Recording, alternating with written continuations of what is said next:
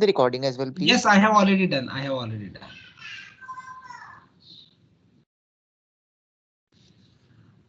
Thank Okay. you.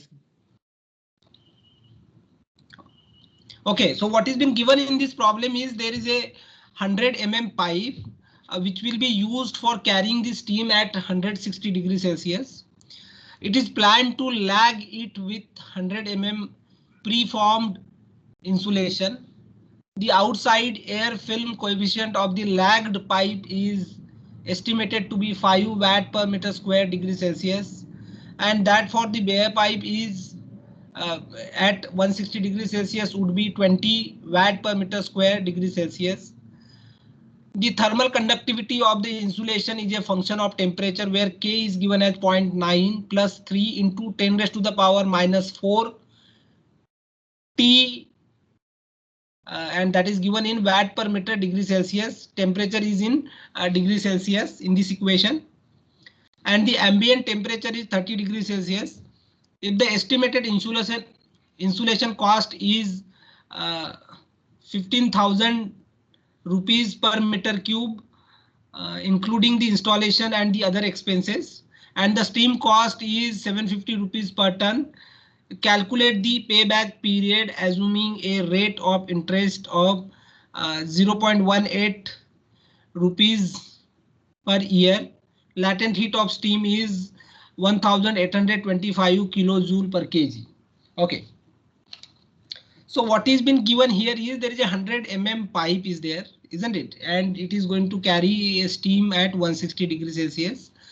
Again, there are two conditions. In one condition, the bare pipe is there, so that means no insulation is applied. And another condition is there when the insulation of 100 is applied. The question is, if you apply the insulation of 100 around this pipe, then we have to calculate how much is the saving in heat loss first, and that saving in the heat loss, if we compare with respect to the cost of the insulation, then how much time period will be required to recover the amount of money that will be incurred for the insulation by the saving of this heat loss. That is what we have to calculate. Okay. So now, if we look at the problem statement, the another complication here comes from the point that the thermal conductivity here is given as a function of temperature, isn't it? It's not constant, it is varying with temperature, isn't it? Correct.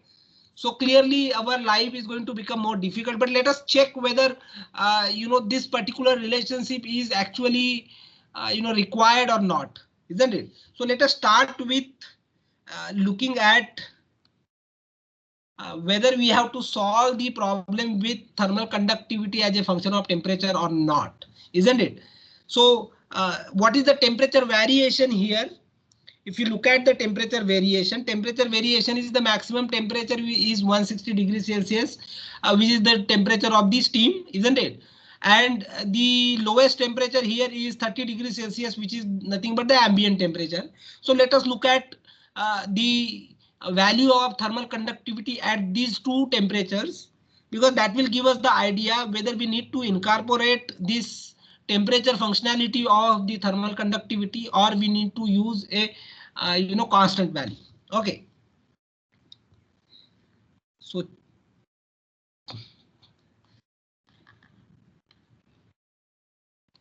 in order to simplify the problem, let's check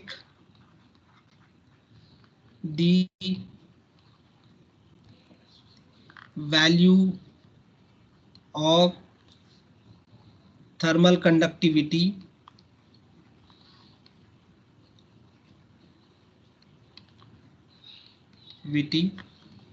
at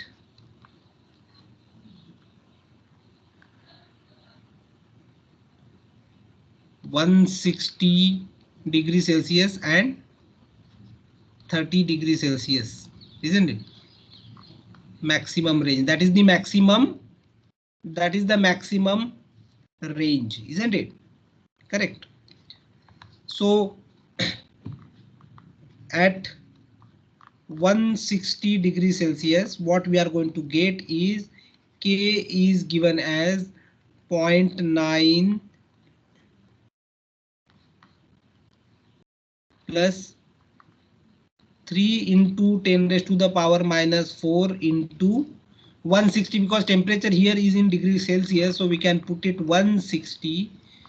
Calculate this value and again calculate the value at 30 degrees Celsius. So K is going to be 0.9 plus 3 into 10 raised to power minus 4 into 30. Calculate both the values. This will be by assuming skin temperature as 30 degrees Celsius. Okay. So what are the values for K? Anybody? 0.948 and 0.909. 0.948 and 909. Yes. 0.948. This will be unit will be watt per meter degree Celsius, and this is going to be 0.909. 90, that is 991 almost, isn't it? 0.91 watt per meter degree Celsius. So clearly what we can conclude here is, even though the temperature is varying from 30 degrees Celsius to 160 degrees Celsius, which is the maximum range given in this particular problem, the thermal conductivity is not varying too much, isn't it? It is almost constant as 0.9, correct? So it is better to solve this problem with a constant value of thermal conductivity instead of making our life complicated by having a complex equations here, isn't it? So let us use the average value of thermal conductivity. Since K is not varying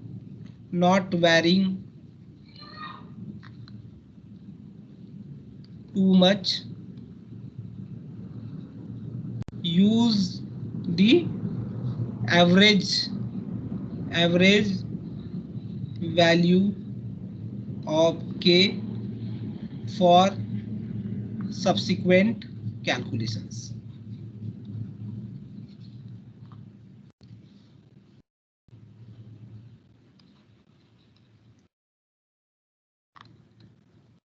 Isn't it?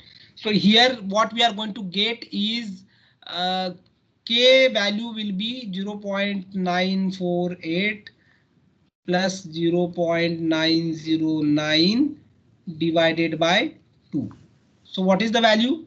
0.9285. 0.9285. So that is 929 per meter degree Celsius. watt per meter degree Celsius. Correct. Sir, why?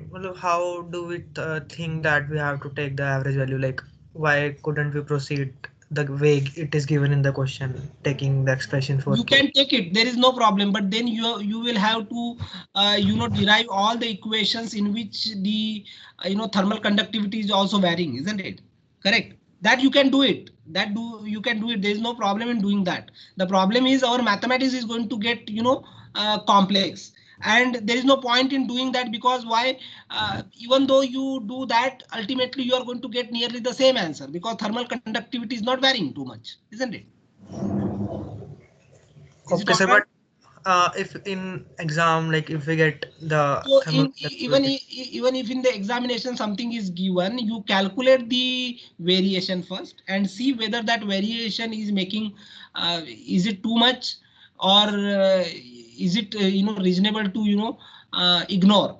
In this case, you can see both the values are coming around 0.9, isn't it? This is 0.91, this is 0.948. How much is the variation? It is variation in the second digit, Okay, sir. isn't it? So So like if there if is the no value problem. Yes, please go ahead. if the values would have been like 0.948 and 0.7, then we have Definitely, then definitely we have to incorporate the variation in thermal conductivity. Yes. okay, sir. Okay, sir. Okay, so thermal conductivity we have already obtained now, which is the average value. Now let us find out, let's say there is a lagged, uh, see there are two cases. One is the lagged pipe and another one is a bare pipe, isn't it? In the bare pipe case, the heat transfer coefficient is already given, that is 20 watt per meter square degree Celsius, if I am not wrong, isn't it? Correct? In the problem statement, that is what has been given. For a bare pipe, the heat transfer coefficient is given already. Correct. So maybe I just. Whereas for the lagged pipe, the outside heat transfer coefficient in the ambient is given, H naught is given, which is I think 5 watt per meter square degree Celsius, if I am not wrong anywhere. Yes, correct. So, but that outside heat transfer coefficient itself will not be, useful, because in this case there are two resistances. Remember how this figure looks like. This is something. This is a bare pipe, isn't it? And outside of this pipe, let's say there is a insulation is there, isn't it? And the another case is just a bare pipe, isn't it? So when I'm looking at just a bare pipe, and this is a lagged pipe, correct?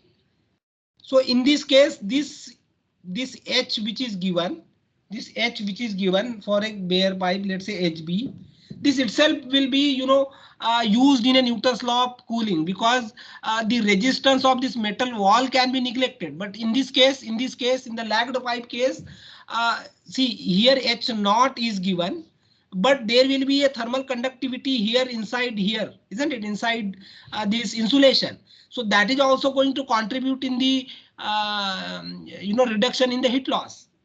Correct. So in this case, instead of H naught, only the H naught will not be used. Here you have to use the average value of heat transfer coefficient, isn't it? Sorry, you have to use a overall heat transfer coefficient, isn't it? So that overall heat transfer coefficient in terms of the outside area, let's say, is given as 1 by U naught. That can be given as 1 by H naught plus R naught ln R naught by Ri divided by Kc, isn't it? Correct. So what we are going to get from this is, 1 by U naught is as it is, 1 by H naught is 5 plus R naught. Since what is the size of the pipe? 100 mm pipe is given. That 100 mm is nothing but what? Diameter. That 100 mm is a diameter, isn't it? So what will be the radius? 50. Radius here in this case, the outside radius R naught is going to be 0.15 meter, whereas the radius of inside is going to be 0.05. 0.05, correct. And divided by Kc. Kc value is already given, so Kc we have already calculated, that is 0.929, isn't it? 929. So we can calculate U naught. So U naught comes out to be 2.65 watt per meter square degree Celsius. Correct. So Sir, this is this formula we have that we have used 1 by U naught is equals to 1 by H naught plus R naught ln upon Kc. So this is like only valid for the cylindrical conductors, right? Where there is a yes. This is for a cylindrical. There is one more term is there. In this case, that is going to be R naught divided by Ri Hi, isn't it? This additional term will be there, but we are assuming that this Hi here is not contributing in the resistance. We are assuming that the resistance offered by the liquid which is flowing inside the pipe is low, so that's why this resistance is neglected. Is it clear? So we Sir, keep on. Sir, but HI is not very high. HI is only 20 in Where comparison is to. the HI? No, HI is not given here. That HI is not given here. HI is here. That is 20. That is outside for a bare pipe. Don't get confused with that HI. That H is nothing but the outside heat transfer coefficient when the bare pipe is used. That is not the inside heat transfer coefficient. Clear? So can Yes, you? sir. No, sir. Sir, please explain once again why we are not using HI in the lagged pipe case. No, there are two things. One is the confusion with that HB equals to 20, that you are getting confused with that whether it's a inside heat transfer coefficient. I am saying it's not a inside heat transfer coefficient. That is the outside heat transfer coefficient when this insulation is not there. That is what is called as a bare pipe. Is it clear? Okay, sir. So, like, if there in the question we have to use the internal resistance, then it would be mentioned that this is. Yes, it will be mentioned. In this case, there is nothing mentioned about the inside heat transfer coefficient, primarily because it is assumed that it's not there, or the resistance is negligible. That is what we have to assume. Okay, Is it sir. clear? Yes, sir. Is it clear to everyone? Why we are not using HI? Because nothing is mentioned about HI. That is the first thing in the problem. Primarily because the heat transfer resistance offered by the liquid which is flowing inside the pipe, that resistance is negligible. Okay, that resistance is negligible because probably the steam is flowing, isn't it? And at a very high temperature, correct? At a very high temperature the steam is flowing, so that HI is assumed to be a large value, and therefore the resistance offered by that is going to be much lower, and therefore that resistance is neglected. Clear? Is it clear? Can we proceed? Yes, sir. Okay. So now there are two cases, isn't it? One is we have to find out the heat transfer from the lagged pipe, which is this case, and then we have to find out the heat transfer from the bare pipe, isn't it? Maybe I just do it in two locations. Just wait.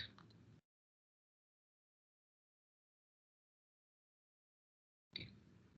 So in order to avoid the confusion, let me just partition it like this. So U naught comes out to be 2.65 watt per meter square degree Celsius. Okay. Now there are two heat transfers we have to find out. One is the heat transfer from the lagged pipe, and another one is the heat transfer from the bare pipe, isn't it? So heat transfer from the lagged pipe, let's say, is QL, isn't it? So heat transfer from the lagged pipe will be given by what? U naught A naught into delta T. So delta T in this case is going to be what? 160 minus 30 degrees Celsius, isn't it? U naught we already know. So that is 2.65. Outside area will be what? For a lagged pipe case, the outside area will be 2 pi RL, isn't it? So Yes, 2 sir. into 3.14. R will be what? Outside radius is going to be 0.15 meter. 0.15, and length we can assume that it is 1 meter. So assume 1 meter pipe.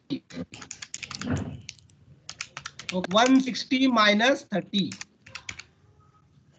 So that is going to give me how much?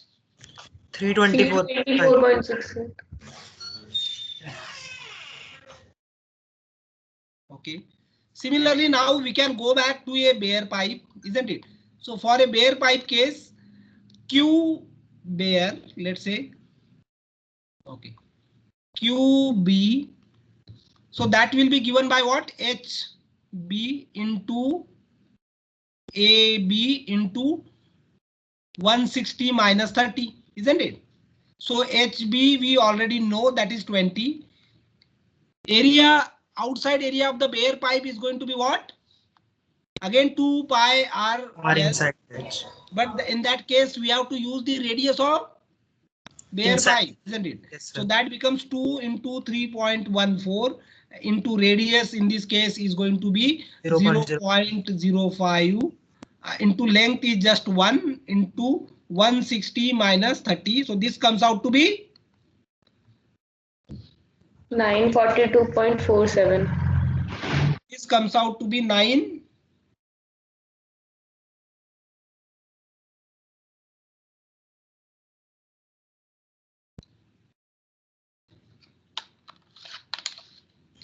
So 942.47. So I'm getting 816.4. 816 is the correct answer. That is why Yes, I start checking. 816.4. Please check your calculation. Okay.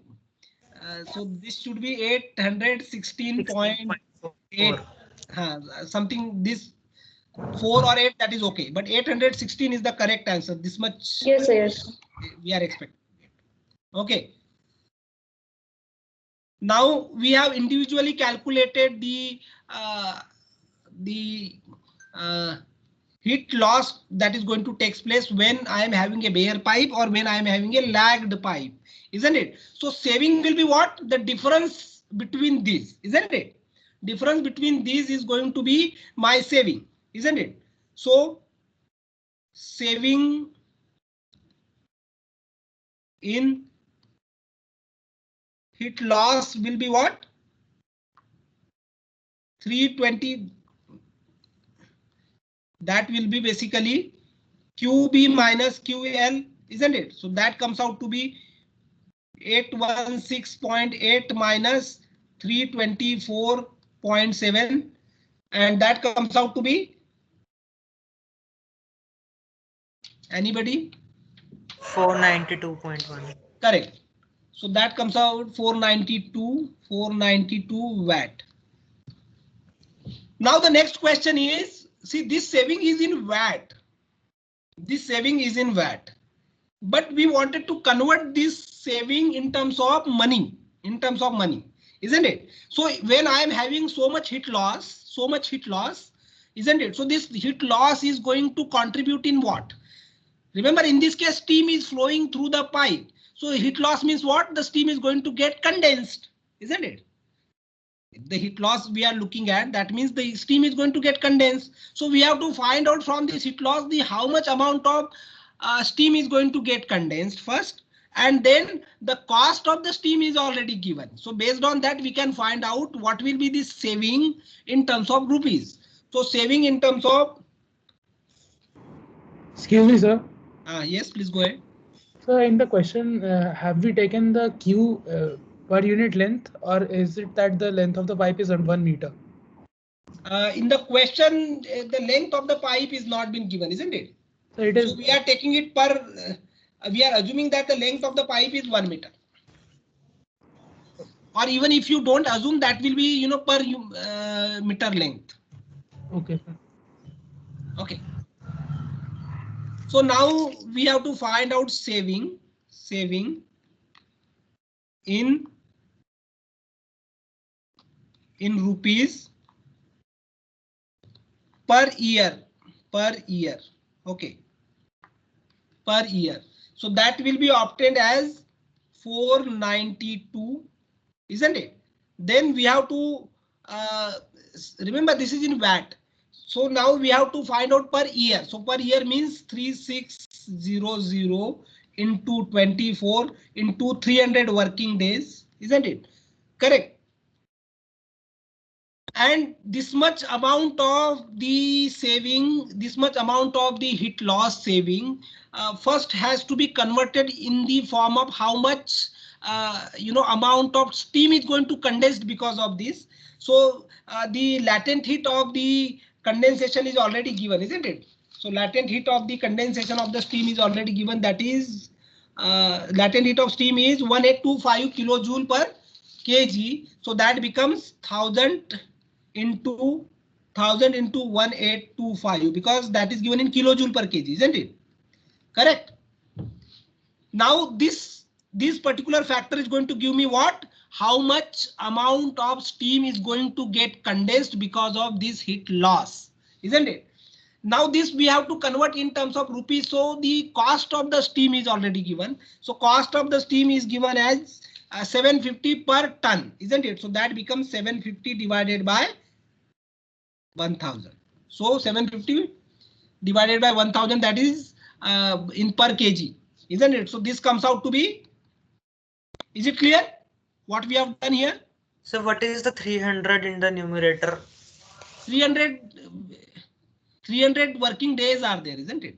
Remember in the last class we have said that in the 365 days, out of 365 we take 300 as a working days.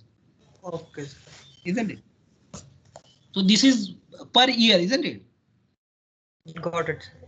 Okay, so this comes out to be rupees 5240 per year. Yes, sir. Correct? Yes, sir. Now what is the volume of, now let's calculate the cost of the insulation. So cost of the insulation, again the cost factor is given per unit volume. So let us calculate the volume of the insulation. So volume of the insulation is given as volume of the insulation. Volume of the insulation is given as pi r square. So pi into outer radius 0.15 square minus 0.05 square. So pi r square, L is already 1, so that L is already equals to 1. So this is going to be the volume of the insulation. So that comes out to be, if you put the values here,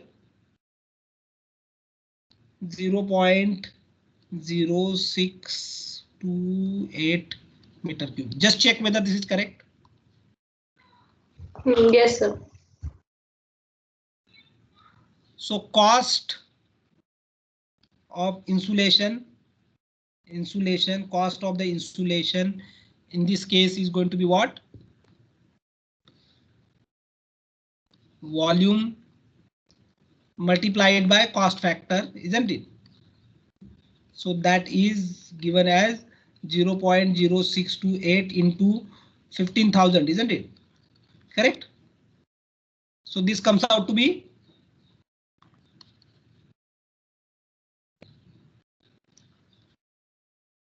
$942. correct. So this is what we are going to get. Now we have to find out the payback period, isn't it? So payback period will be given by what? Payback period. Payback period means what we are interested in. We are interested in finding out how much time will be required to pay this much amount of cost. But the saving of the in terms of the heat loss is much higher compared to the cost of the insulation, isn't it? Correct? Yes, sir. So in order to pay this much amount, even it is less than a 2 months, isn't it? It is nearly a 2 months. That is what we are going to get. Correct. So that is why in this case we can safely ignore the compound interest rate. Otherwise we have to use the compound interest rate directly. But in this case the payback period will be given as 942 divided by 5 divided by this 5240. So that comes around 942.5 divided by 5240. So it comes around 0.179 years, isn't it? Into 12 if you do it. So that comes around 2 months. Isn't it? Correct? Yes, sir. 54 days approximately. Correct. So the point here is, see if this 942 instead of 942, if you would have got let's say 8,000 or something, then what we would have done? Okay, There would have been an additional factor. The additional factor would have been this summation of J equals to 1 to N J equals to 1 to n 1 upon 1 plus I raised to the power j, isn't it? This additional factor has to be, divided in this 5240. So let's say this 5240 is let's say P1. So this P1 divided by this. What is that additional factor? This additional factor is to account the compound interest. In this case, we don't have to account the compound interest at all because this is even less than a year. This is just a 2 months. Even if you add this compound interest rate and convert it in a monthly basis, still how much change it is going to give? It will be still a 2 months, isn't it? That is why we have calculated the payback period directly by dividing. Is it clear? Yes, sir. Yes, sir. So can we go to the next problem? Is it clear to everyone? Yes, sir. So let So us just, go. sir, can you repeat from where the formula Pi upon 1 plus I into j came? Check the last class notes. Check the PPT which I have already uploaded. It is already there. I have already covered. You have not seen it? Hello? I don't remember. Don't remember. Okay. I will see. I will project it for just wait. I will project it and then we will go to the next problem. Okay. So it's already 1437. Okay. So you do not have a class after this, isn't it? Do you? Do you have a class after this? No, Hello? sir. No, sir. Okay, so let me, even though I, go ahead with 5-10 minutes ahead, it's perfectly all right, is it?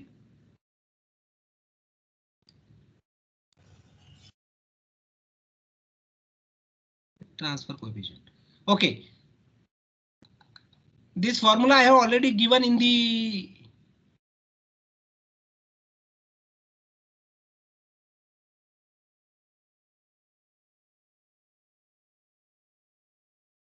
can you check? Hello, this can you see 1 plus I raised to the power j summation 1 to n?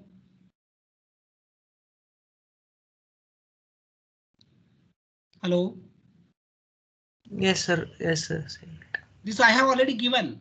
If you check it carefully. Okay. Okay, sir. I missed it. Okay. Okay. So let me project the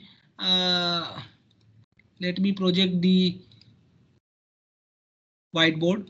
Okay, so let us go to the next problem. So let me first copy the problem.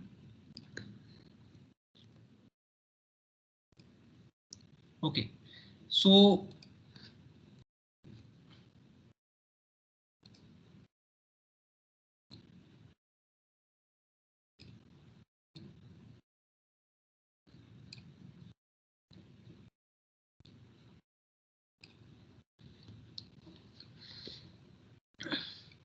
while copying, these exponents are not, these are not coming properly. So this is RE Reynolds number raised to the power 0.5 and Prandtl number raised to the power 0.3333.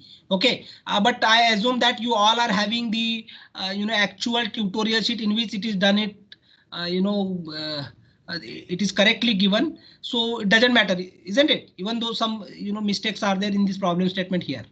Clear?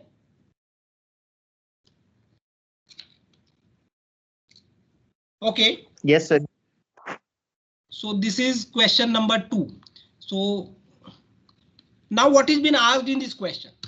In this particular question, what is been given is the water at 25 degrees Celsius is flow over a wide hot plate at 1.5 meter per second free stream velocity at a 0 angle of incidence. The plate is 1 meter long in the direction of the flow. Determine the local and average heat transfer coefficients. calculate the heat supply to maintain the plate at 70 degrees Celsius. So heat flow occurs from the one side of the plate. So there is a plate. Again, I am drawing it. Please bear with me my drawing. I am just roughly drawing it. So what is happening here is you are having a plate and there is a boundary layer. There is a free stream velocity,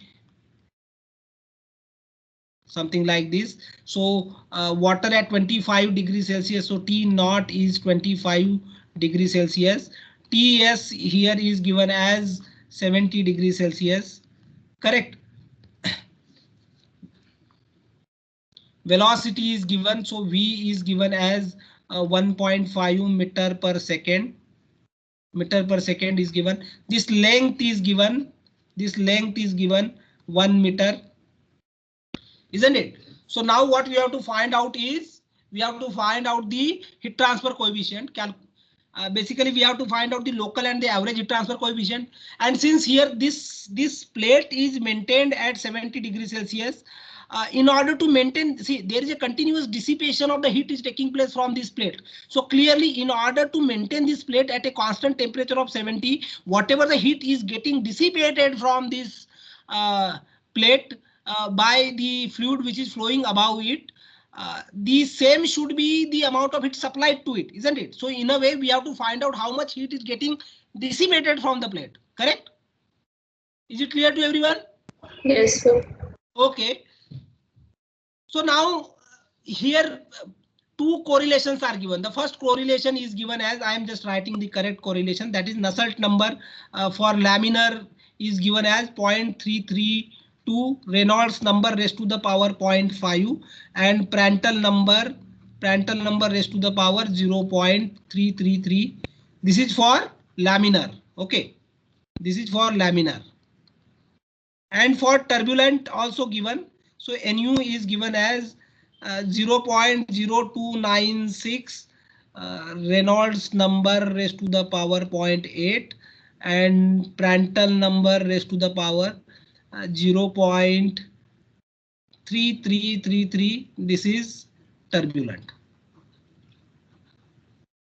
This is turbulent is given. Okay. Now we don't know whether a single zone is there, only the laminar zone is present between this total length of 1 meter, or both laminar as well as turbulent zone is present. For a simplicity here we are assuming that the transition zones are not there. So from the critical Reynolds number onward, only the turbulent zone is there directly. Of course, there will be a in between transition zone, but that we are neglecting just to simplify our calculations. It is already not been given in the problem, isn't it? Clear? Is it clear to everyone? Hello? Yes, sir.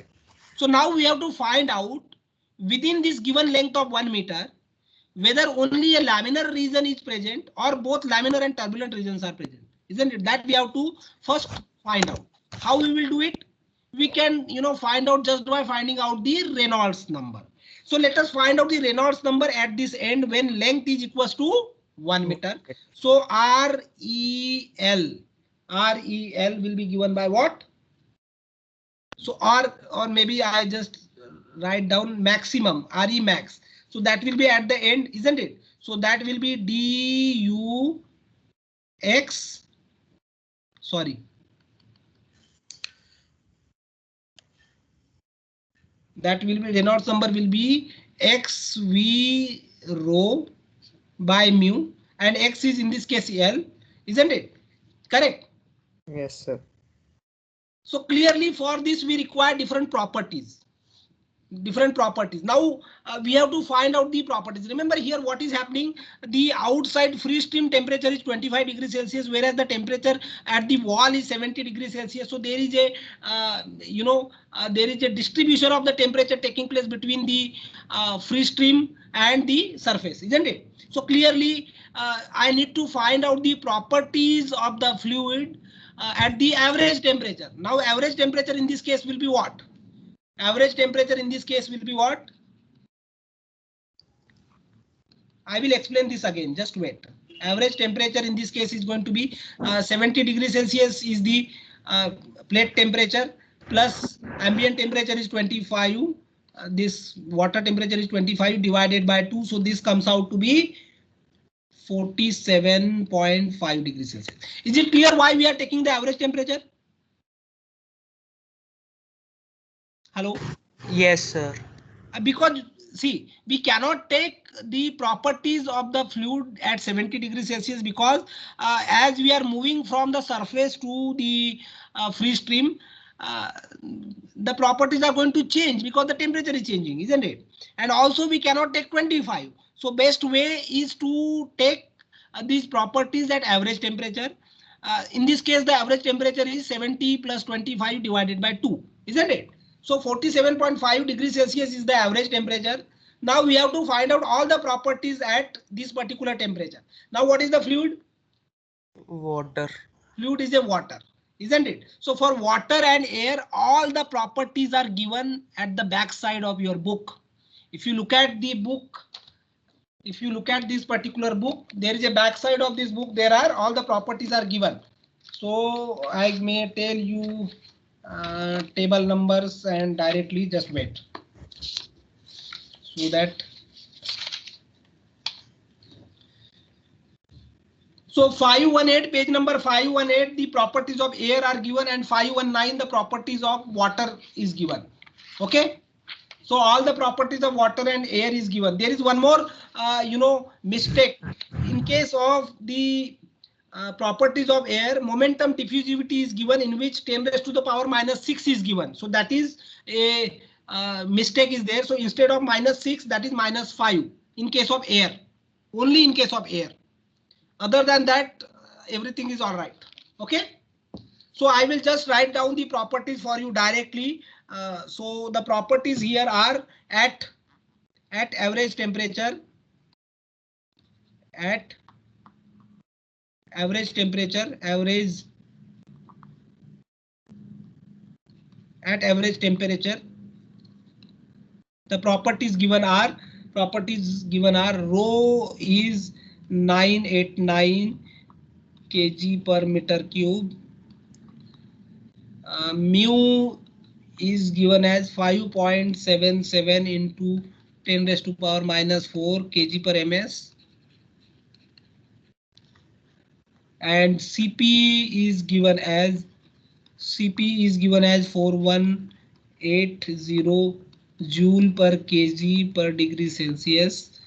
Thermal conductivity is given as K is given as 0.64 watt per meter degree Celsius, and Prandtl number is given as 3.77.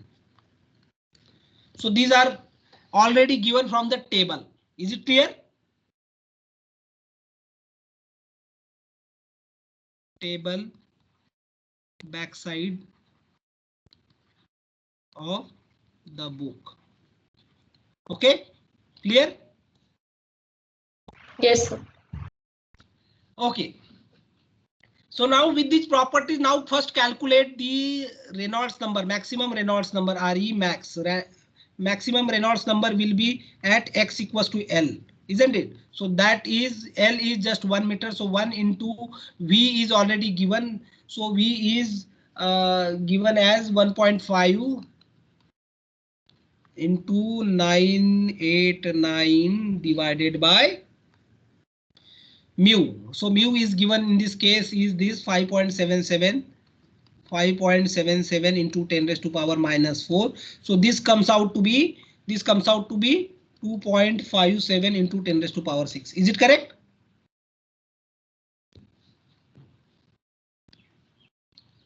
Is it correct?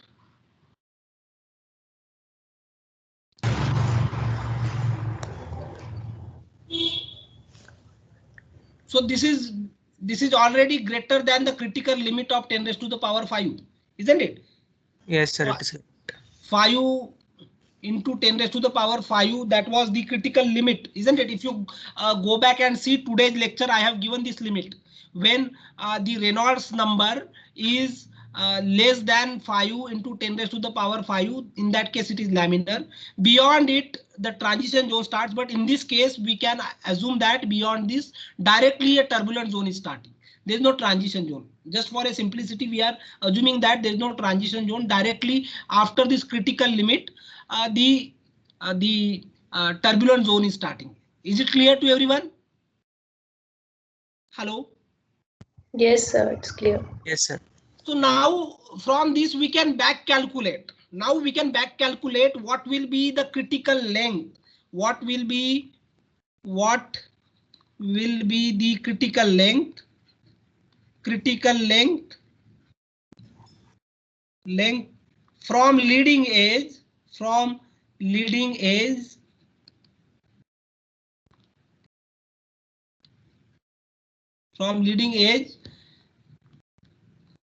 what will be the critical length from the leading edge beyond which there is a turbulent zone starting, isn't it? Beyond which a turbulent zone is starting. Correct. So that we can directly find out by doing a back calculation. So back calculation is Reynolds number 5 into 10 raised to the power 0.5, 10 raised to the power 5, and that is given as LC is the critical length into V is 1.5 into 9.8, sorry, 989 divided by 5.77 into 10 raised to the power minus 4. We can back calculate LC. So LC comes out to be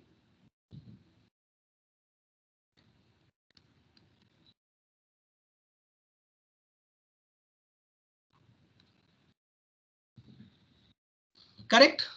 Is it correct? Hello? Yes, sir. So what it means now? Yes. It means that if you look at this particular length, 0 point up to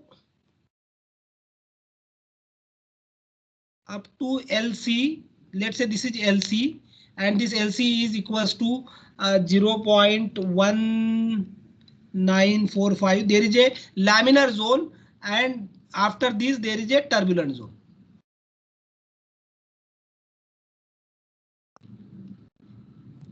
Correct, isn't it? So there is a laminar zone.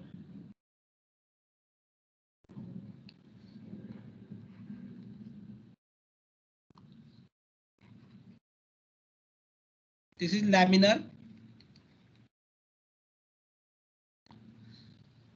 Correct. So up to LC equals to 0.1945, there is a laminar zone, and from 0.1945 to 1, there is a turbulent zone. Correct. So now let us calculate the heat transfer coefficient from this equation. So now we can use this equation because this first equation is valid till x equals to LC, and the second equation is valid from LC equals to 0.1945 to 1, isn't it? So let us apply this equation for the given range of LC, given range of this. Okay. Okay. So for laminar, for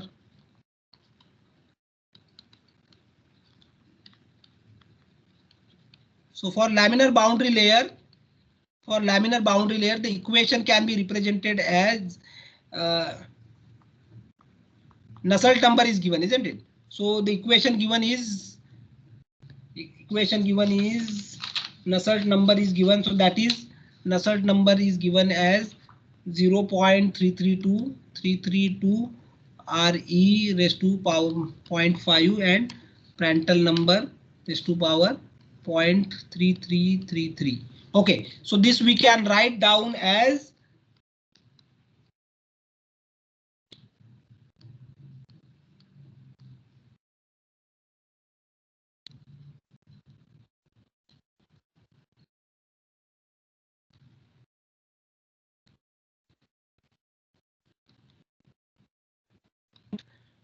V rho by mu raised to the power 0.5, and Prandtl number is already given, so that is Prandtl number raised to the power 0.333. So this is nothing but This is nothing but 0.332 into this x, which is we wanted to find out how h dash is related to x. So this x we can take it out.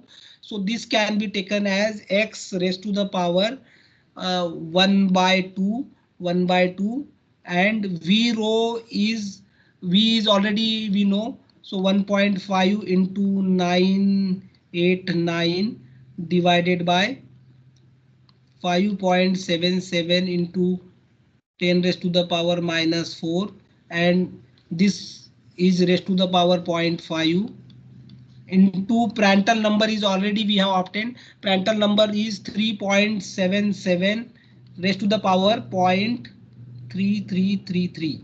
Okay, so what we get from this is 828.2 x raised to the power 1 by 2.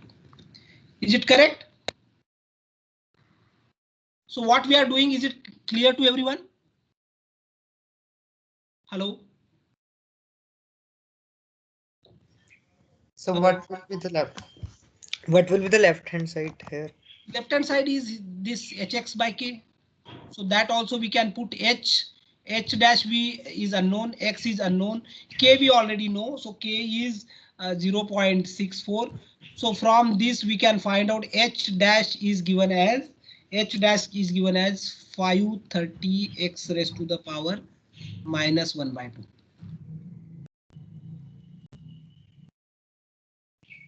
So this is nothing but the local heat transfer coefficient, and this is valid between 0 to x 0.1945. So this is valid in this region.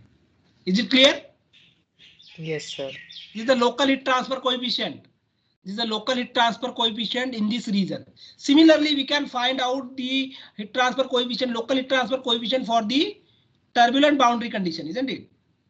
For the turbulent boundary layer, turbulent region, for turbulent part of the boundary layer. For a turbulent part of the boundary layer, what is been given is Nusselt number is given as 0.0296 into Reynolds number raised to the power 0.8 into Prandtl number raised to the power 0.333. Okay, so now again we can put the another constant h double dash x by k. Nusselt number is given as hx by k, isn't it?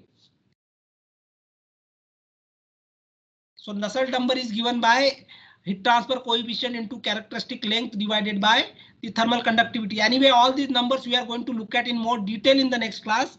But for a time being, you can consider this equation is correct. Nusselt number is given as hx by k, hd by k, depending on what characteristic dimension we are looking at. Here the characteristic dimension is x. So that is h double dash x by k. So this is given as again 0.0296 into Reynolds number in this case is going to be x, v rho by mu 0.8 into Prandtl number 0.333. So this we can again simplify as 0.296 into x raised to the power 1 by 2. V is in this case is 1.5 into 989 divided by 5.77 into 10 raised to power minus 4 raised to the power 0.8 raised to the power 0.8 into, sorry, this will be 0.8. Just wait, I will correct it.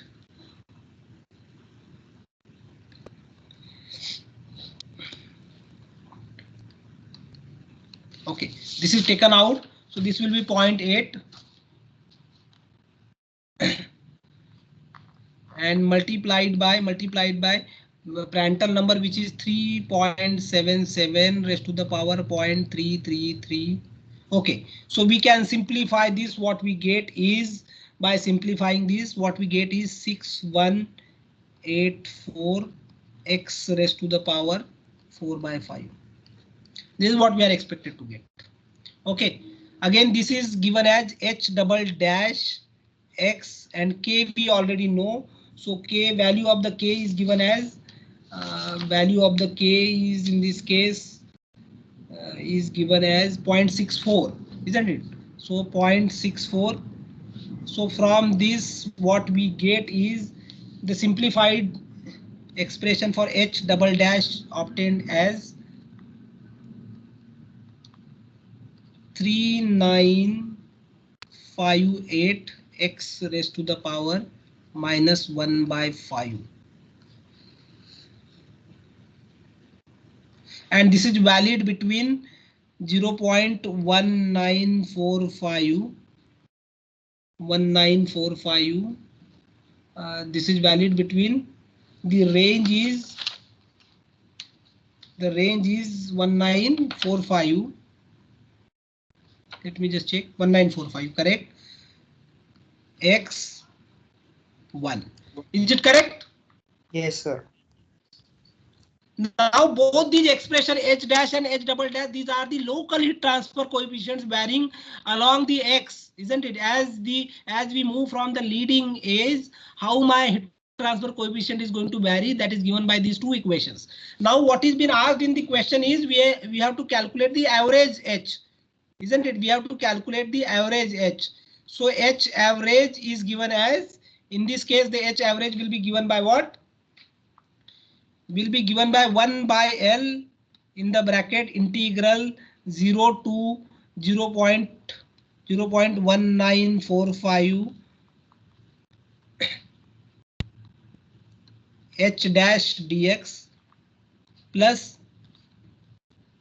0.1945 to 1 h double dash dx. That is what we have to calculate for the average heat transfer coefficient, isn't it? So if we put all the values here in this particular equation, what we get is, if we solve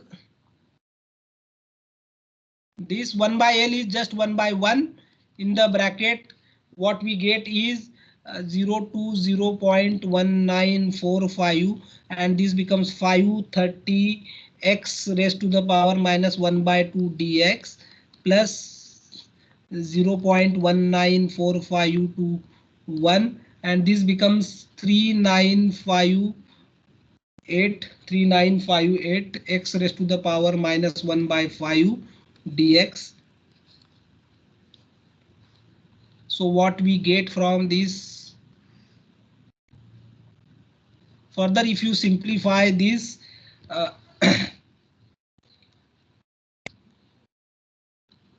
am just writing all the solutions here. 530 into 2 to x raised to 1 by 2, and this will be 0.1940 plus this will be 3958 into 5 by 4 into x raised to the power 4 by 5, and this varies between 0.1945 to 1. So if you calculate this, what you get ultimately is 4083. H average is 4083 watt per meter square degree Celsius. This is what we are expected to get. Is it clear to everyone? Hello? Hello? Yes, sir, it is clear. So now the last part is very simple. We have to find out the heat transfer rate. So heat transfer rate is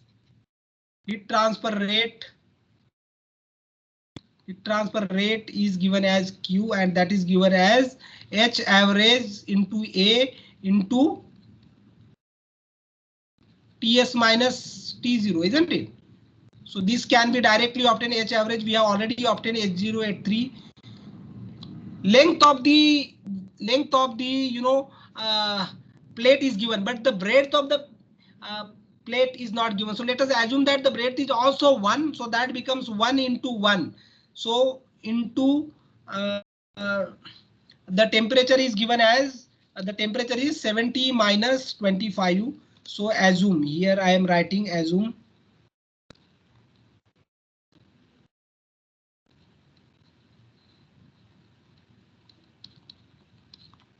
1 meter.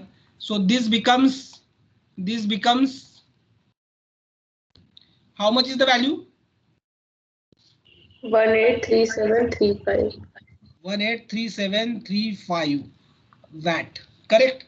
So this much amount of heat need to be supplied continuously. This much amount of heat need to be supplied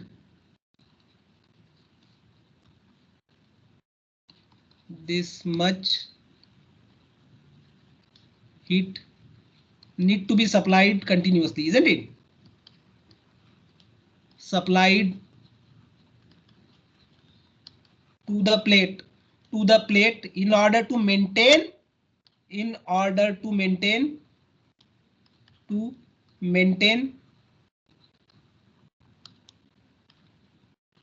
Ts equals to 70 degrees Celsius.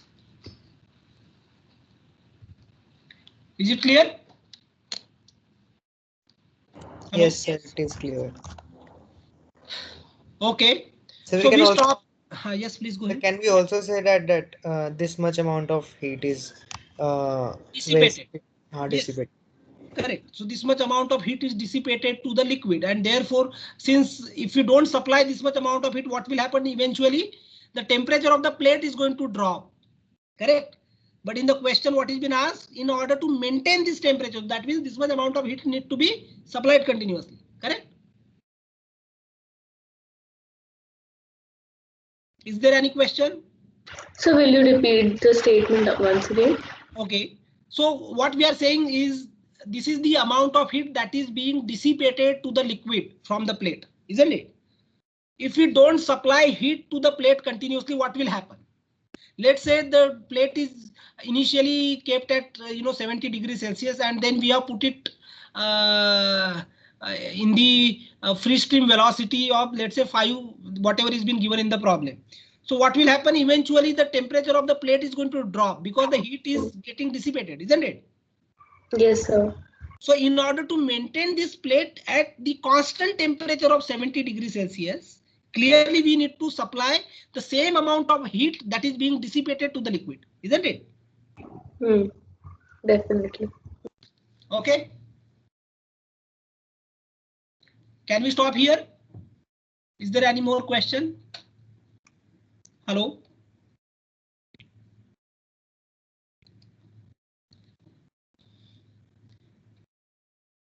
If no more question, we stop here and see you then on Thursday. Okay. Hello. Yes, Thank sir. you. Okay. Thank you so much. Yes. Bye. Thank you.